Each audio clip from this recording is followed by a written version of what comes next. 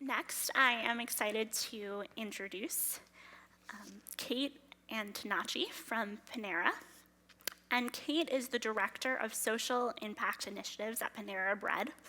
And in this role, Kate is responsible for the company's initiatives related to fighting food insecurity, fixing a broken food system, and being a good corporate citizen. And in addition to overseeing local hunger initiatives, Kate leads the company's national strategic partnerships and works to help Panera assume a more proactive voice in elevating the national discussion about hunger and food policy issues in America. So please welcome Kate. Hi. Nice to meet you. Nice to meet you too. Thanks for being here. Sure. So, according to the USDA, more than 17 million American households are food insecure or hungry, and Panera has a lot of different initiatives to deal with this, ranging from sort of unsold baked goods going to food banks, and there's a lot that you do, but one that seems particularly unique is a program called Panera Cares, and I wonder if you can start by telling us a little bit about Panera Cares and what differentiates it. Sure. So I would just correct one statistic, which is there are 17 million kids in the United States who are hungry. There are 49 million people. I mean, it's just, when you think about the fact that we live in, a country that has plentiful amounts of food, and that this kind of hunger exists, it's really staggering. And so for many years, as you said, since our inception, Panera has been involved in trying to figure out how we can engage our communities to do good and also to address this issue. So we donate $100 million a year worth of leftover bread and baked goods to organizations in need. And we'd been doing this for some time, and we sort of felt like it's certainly a good thing to do, but for us it was a program. It happened after our stores were closed, so nobody was even there, and the food went out sort of from the back of the store in a black plastic bag. There's no dignity to it, and we never even interacted with the people who received that product at the end of the day.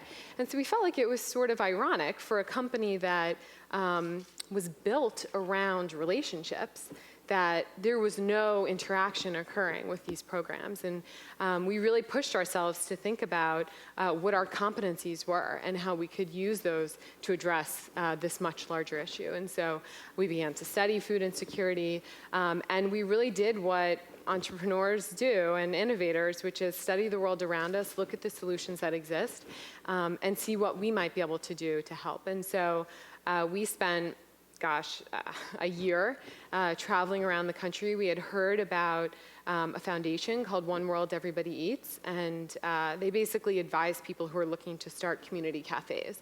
So they ran on all different models, no prices, some had prices, donation-based, but the idea was that they would feed anybody who came in, regardless of their means. And for people that run 1,800 bakery cafes with prices, that certainly was an interesting idea to us. And so we spent a lot of time meeting with them and just studying the different models and seeing what we liked and what we didn't. And then we sort of took it from the other side and said, as somebody who's hungry, those community cafes were pretty hard for us to find. So those 49 million people, where are they going? Because they're not going to their neighborhood cafe because it doesn't exist. And so we started going to soup kitchens and pantries as a client and trying to understand what it feels like to go to those places. And I can tell you it didn't feel good. I was living in Boston at the time, and we went to Pine Street Inn, and if you go to a soup kitchen, they're mostly men who are eating there, and it was uncomfortable as a woman standing outside in the cold. And you go in, and the experience, you eat, but you don't feel good about it. You don't really talk to anybody. The people who are serving you aren't, necessarily engaging you, and you kind of eat and you run, and you leave and you say, well, my belly's full, but my self-esteem isn't. And we're a brand that really is built on enhancing people's lives and figuring out how we can offer them an experience that engages them and makes them feel like they've been treated with dignity. And so really after that, after this year of research, that was a turning point for us, and we said, can we combine these these two things. Is there a way that we can create a community cafe concept, but do it in a more dignified way, do it in a way that we're proud of? And we said, well, why don't we kind of do it like we would do any other Panera cafe? You know, serve our food, use our environments, but change who it's accessible to. And I think there's some photos. What we did, we launched a concept called Panera Cares, which we run out of the Panera Bread Foundation. This is our 5th location in Boston, right in Government Center. And the way that it works is you would go in, I mean, you can see from the signage, it looks like a regular Panera. It smells like a Panera when you go in. If you weren't paying attention, you might not even notice that it was all too different. But you order, and that we have a donation-based system. So we provide suggested donation amounts, and it's up to you what you leave. You put it in a donation bin. We felt that anonymity was really important, and that people didn't feel like they were being watched or hounded, or they had to put, you know, a certain amount in. And we also allow people to volunteer for their meal. So we knew that it was important for people to feel like they have earned it. People don't like taking a handout, right? And so we viewed this much more as a hand up, and offer people ways that they can get involved and put in some time and become part of the community that we're creating in this cafe to earn their meal. And so we started this back in May of 2010. We opened our first one in St. Louis. And then from there we went to Detroit, and then we have one here in Chicago for anybody who wants to go, and then Portland, Oregon, and Boston. And I think we have some more pictures just so you can get a sense of it. A lot of the messaging is different. And I can talk to you about some of the challenges that we experience. It's really hard to communicate with people, and nobody reads these beautiful signs we spent time on. So a lot of it is human interaction, right? We have people who will talk to you and who will explain to you how this works. We know this isn't something you'd experience anywhere. It looks like a regular Panera, as you can tell, and this is an example of our donation bin. So yeah, it's a concept we're excited about and we're inspired by. You know, we definitely think that there's more that will come off of this idea. In case anyone wants to check it out, where is the Chicago location? It's Clark and Diversey in Lakeview, so not that far. Mm-hmm. So correct me if I'm wrong, but Yeah. it's my understanding that Panera Cares is operated as a separate nonprofit, Right. but grew out of, obviously, the for-profit Sure. brand. Yeah. How does giving and cause work play into the broader corporate culture at Panera? Yeah, so I mean, these cafes are operated by the Panera Bread Foundation. 4 of the 5 locations were for-profit Panera stores. So we literally took that cafe and we donated it to the foundation. So Panera has skin in the game here too. And then we leave it to the community to operate it. So we expect that all of the direct operating costs will be covered by what's generated in the bins. But I think it is, to me, this was no surprise. This is, we're a company that is extremely values-based, that has always seen its higher purpose as trying to figure out how we can change the way that this country eats. And trying to give back to the communities that have given us so much. You know, we often say, if we just continue to extract from our communities and think that that's the only thing that they're good for, well, we're not going to be in business very long. And so we really view it as one of our fundamental pillars of being in existence, as figuring out how we can engage our communities and enhance their lives too. So a bunch of people want to know if at Panera Cares it's a full menu or are costly items removed? Yeah, no, that's a good question. We had toyed with all different models when we were first doing this, but no, we decided to go forward with the full menu.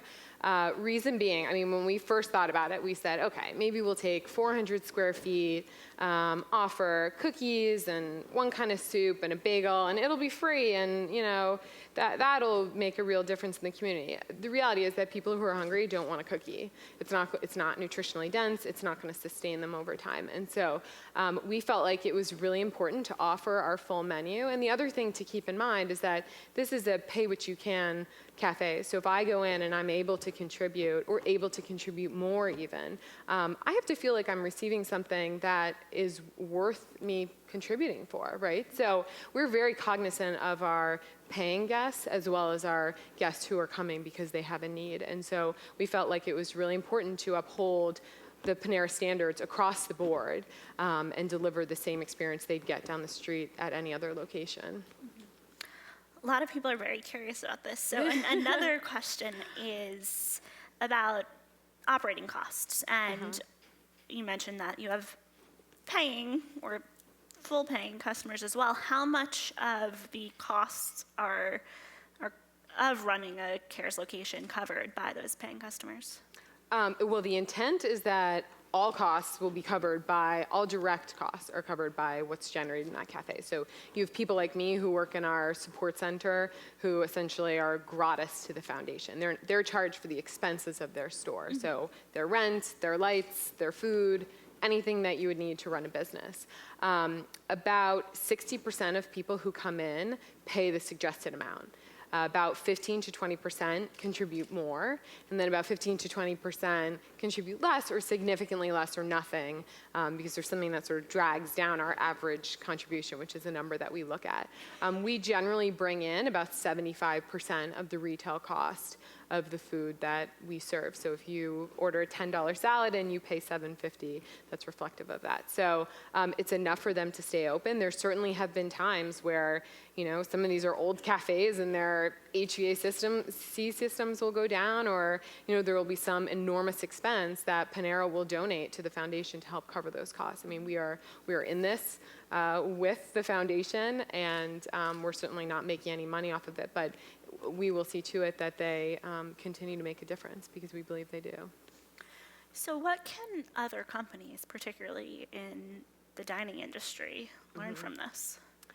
I mean, I would say that the learnings are even broader than our industry, which is, for me, it boils down to really looking, and this applies to individuals too, aside from just companies, but looking at what your competencies are. Like, what are we good at? What has made my company successful? And we realized that we just were not tapping into what has made us one of the leading restaurant brands in the country, which is building relationships and running restaurants. And if you can figure out how to leverage what you're good at, as opposed to just saying, you know, let's just write a check. That's the easiest thing to do. It's the fastest thing to do.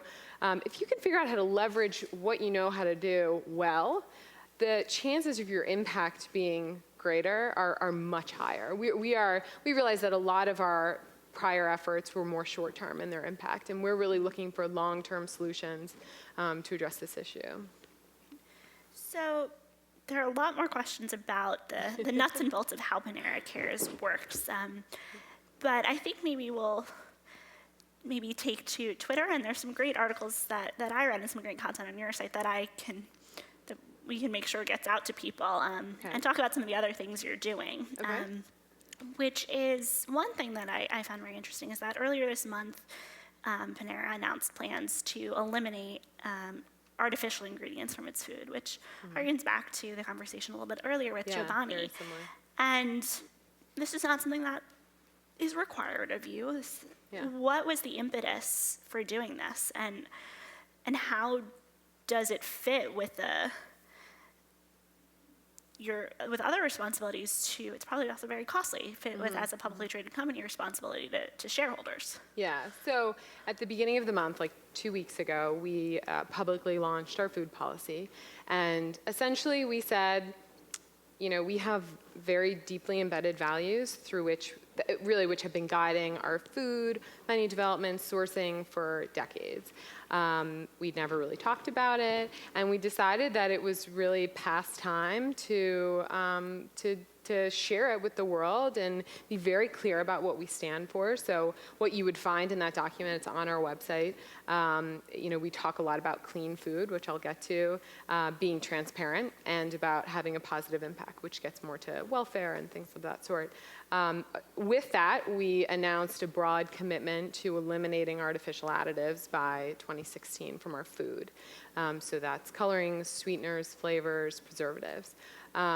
you're right that we don't have to do it, but we, and I'll show you guys a video that kind of speaks to this, but we sort of feel like it doesn't need to be in our food. It's very consistent with where we came from, which is offering artisan foods made from high quality ingredients, and we think it's the right thing to do. There's no reason that it's in there. These are things that have happened over time, and so it took us a while to get to the place where we were comfortable to talk about it, but it's the right move, and I think it's just the first step, and this is a journey. This is exactly what we heard from Chobani before. So we have a video, I think, talking about clean foods, if we can show it. We realize that the secret to great taste is clean food ultimately. So we're always looking to remove the things that may be industry standard, but we don't really believe need to be in our food. Things like MSG, high fructose corn syrup, artificial additives and colorings and sweeteners. This has never been about one thing we're going to do, one initiative. It's been about an ongoing journey. And if we're in the food business, what better way than to provide clean ingredients? I think a cookie should be made with butter and sugar and eggs, food that comes from our pantry. Artificial trans fats don't sit in my pantry. Our roasted turkey is all natural, salt, pepper, and you need a little oil to sear the surface for flavor. So we're not adding any brown caramel color to make it look like it was seared. The great part about this process is we're always learning, and we're sharing our knowledge with our suppliers. They're sharing it back with us, and sometimes we're finding new solutions that didn't even exist. And that's where it gets really exciting. In a world where more and more people are eating away from home, for them to go to a place that provides food and baked goods as if they were at home still is an incredible find.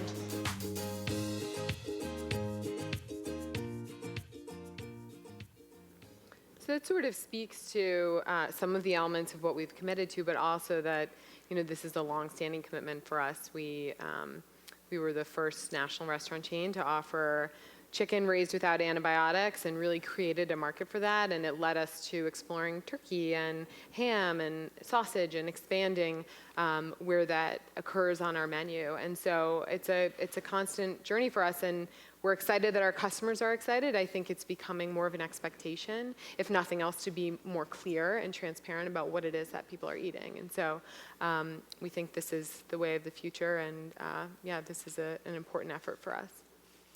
So it seems I've been overridden. Beauty of social media. A lot of people want to know the answer to this question. Okay. Does the volunteer time at Panera Cares teach skills that could lead to employment? That's a great question. And I should also clarify that our cafes are not run by volunteers. We have full-time paid staff, again, consistent with running these cafes like we'd run any restaurant. So we have multiple volunteer programs, so this should answer the question. We have hourly volunteers who can use that hour to earn a meal. At the end of the hour, they get a voucher that they can put in our donation bin. They're working in the front of the house, they're bussing tables, washing windows, clearing trays, whatever. So I would say there's some soft skills that you're learning. You're forced to interact with customers.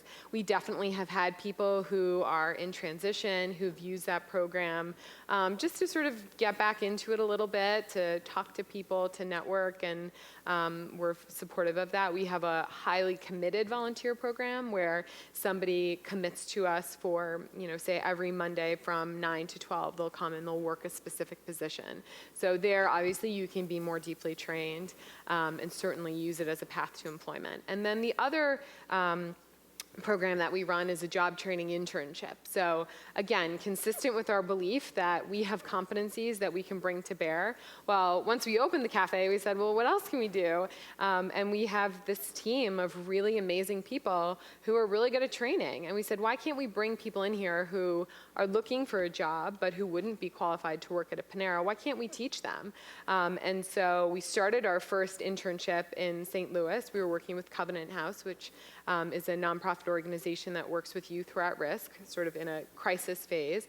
And they come to us, and generally for about 12 weeks, We have a life skill curriculum and a job skill curriculum. Our partner teaches the life skills, we teach the job skills, and we train them, we certify them. So even beyond just training them, we certify them like we would certify any of our own associates to work in, prepping on the line or making sandwiches or barista or whatever the position is. And then that is a clear path to employment. We use that as a way to feed our own network of stores within, in that case, in St. Louis. And it's been a very impactful program for us that we've expanded to the other cafes as well. So we have about a minute left for a pretty big question, but if we could. Okay. So it says, it seems Panera decided to stay internal by creating a Panera nonprofit. Yeah. And why stay internal instead of giving money to an already existing nonprofit? That's a great question. I would say, well, we do that. So we do give money. We've done that for years. Feeding America is a very good partner of ours. There are lots of charities that we work with. But like I said, we were really looking to move away from the standard form of philanthropy that you see from many organizations, which is, I'll write the check, you do the work. And we wanted to really test ourselves and leverage our skills and our competencies and figure out if we could create a new model for change, and then figure out if there are ways that we can take that model and share it with others and maybe inspire others to do the same thing. So I would say, while it's something that we definitely created, we have probably hundreds of partners. In order to do something like this, like that cafe in Boston, I probably met with 200 people in the city before we opened it. There's a lot of engagement that needs to occur. People think you're insane when you say you're opening a cafe that doesn't have prices. And so it really does become a community effort. And at the end of the day, it's funded by the community. That's who keeps it open. So so I would say it's shared. Great. Well, thank you very much. Thank you.